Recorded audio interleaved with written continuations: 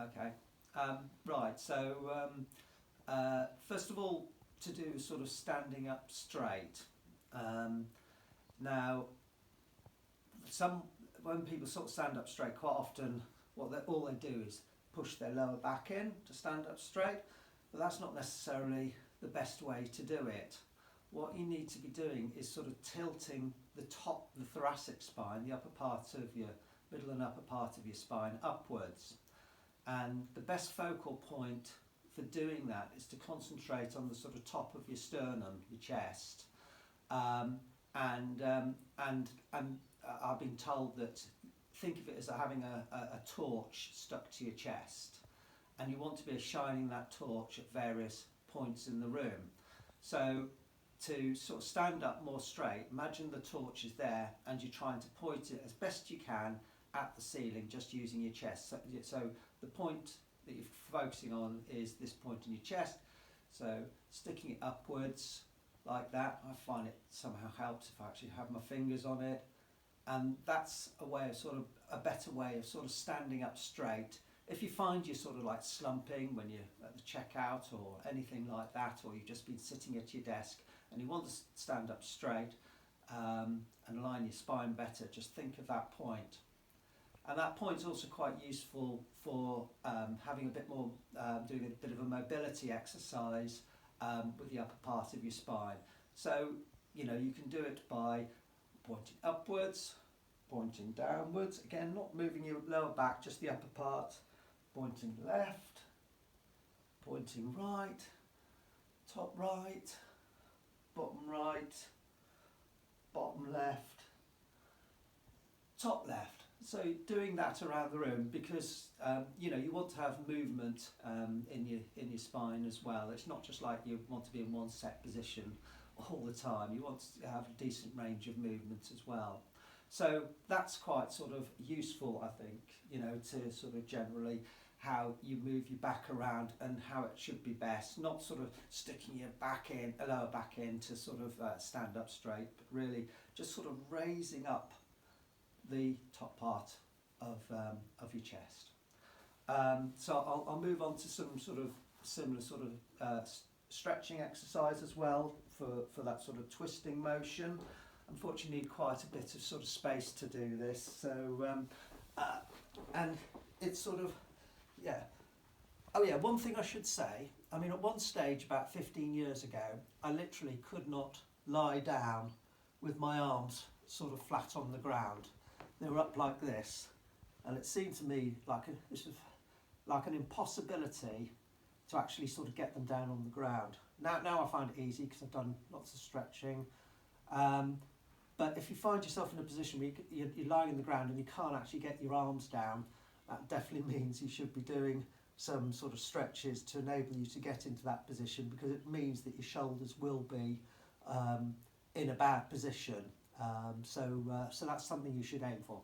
Anyway, assuming you can do that, even if you can't, I suppose you have them up, then what you're doing is crossing, you're moving your neck rightwards and your leg leftwards, and just getting a bit of a twist in your spine that way, and obviously the other way as well.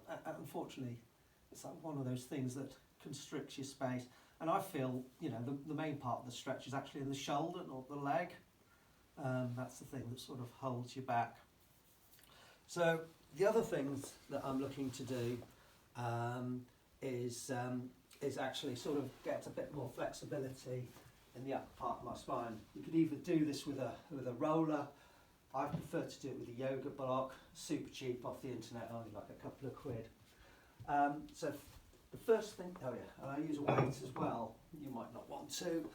So the first thing I'll do is put the shoulder blades on top of the block, and then I hold the weight up, and that's really just to keep my shoulders sort of downwards. So when I'm flexing downwards, it's not that my shoulders are moving upwards.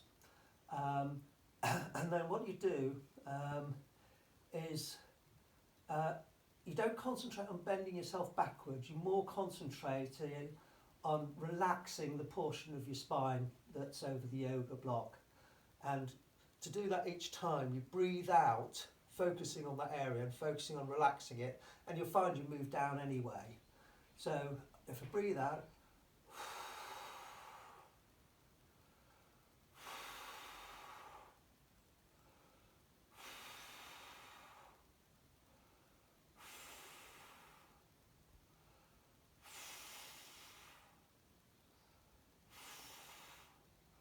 so that's that bit, and then I'll wriggle up a little bit more, obviously easier with a roller, and same again.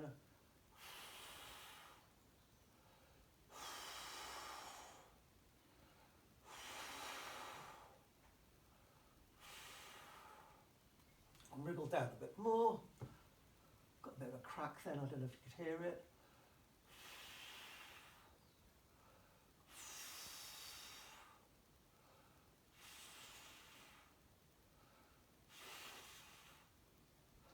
So at that point, my the upper part of my back is a bit more flexible, and that helps me to sort of lie down more flat on the ground to do the next exercise, which is again, you're conscious of trying to keep your whole of your back flat against the ground and getting the sort of movement in your shoulders, so to stretch backwards. So again, it's the same thing.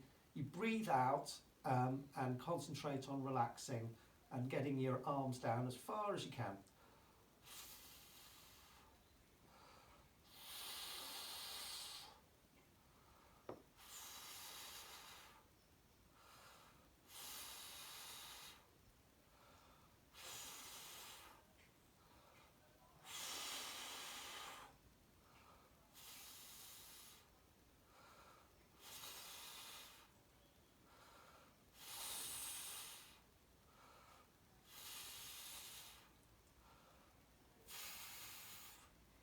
And then I have a little game where I try and push the weight as far away as I can.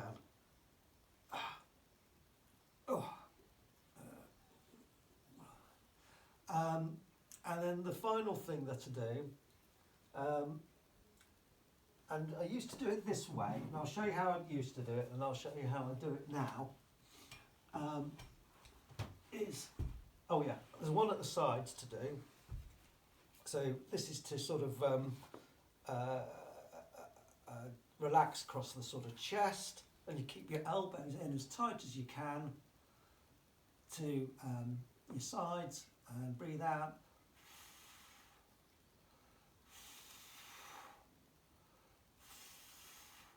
If you can, you strap a belt because your elbows tend to sort of creep away from your sides. That sort of opens up your chest a bit. And then the final thing that I do is this, where I sort of keep your elbows sort of on the floor, and again, try and get your hands on the ground.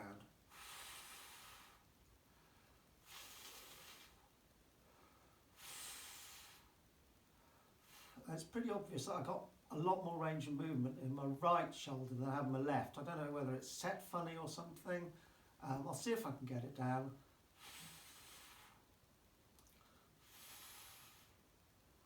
Okay, but a lot less stressful way of getting it down, I've found, is to actually start in that position where it's on the ground and then open up this way.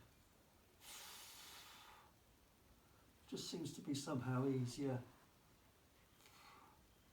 rather than just going straight down into it. For some reason it gets down a lot easier. Well, that's about it. Hope that's helpful.